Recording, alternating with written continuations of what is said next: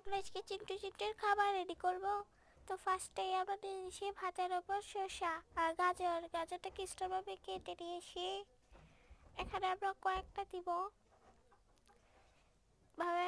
গাজরগুলো ভাতগুলোকে গোল করে স্টারভাবে কেটে নিয়েছি। গাজরগুলোকে কয়েকটা খুব সুন্দরভাবে সাজিয়ে গুছিয়ে দিতে হবে আমাদের, না হলেও আমার রাগ করবে।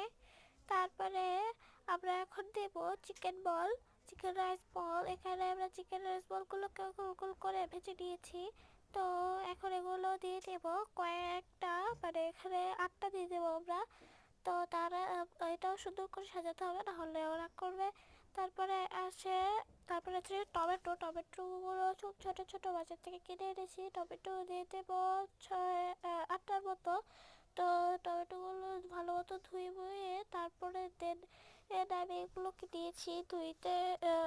খাবার জন্য টমেটো খেতে খুব পছন্দ করে, তো টমেটো দিয়ে দিয়েছি।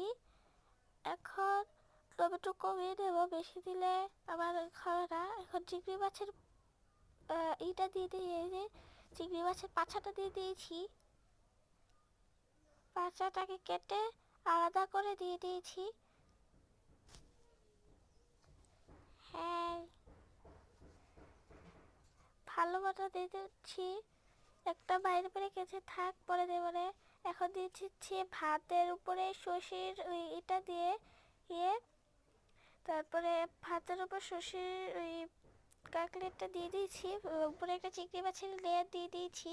তো এটা 2টা দিয়ে দিলাম, খেয়ে পেট ভরে ফেলবে। আর এখানে দিয়েছি একটা সাদা মাছ, সাদা কালারের একটা মাছ। এখানে আছে একটা গোলাপি কালারের মাছ, এটাও দিয়ে দেবো। তো তারপরে দেবো হচ্ছে কমলা কালারের মাছ, এটাও দিয়ে দেবো। এরপর আছে ভাত রাখার জায়গা পাচ্ছি না, এখন কি করব। তাই এখন আমাদের কমাতে হবে। কি কমাবো চলো দেখা যাক। হ্যাঁ, ওই সাদাটাকে কমানোর পরও কি আমরা রাখতে পারবো জানি না সেটা। চলো, না রাখা যাবে না, কারণ ভাত একটু বেশি দিতে হয়। তো এই করবো, একটা মাছ কমিয়ে দেওয়ার দরকার ছিল, একটা মাছ কমাবো।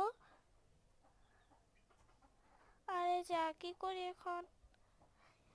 তোমরা কি ভাবছো কিভাবে এটা বসাতে পারবো? অবশ্যই নিচে কমেন্ট করে জানাও, দ্রুত জানাও।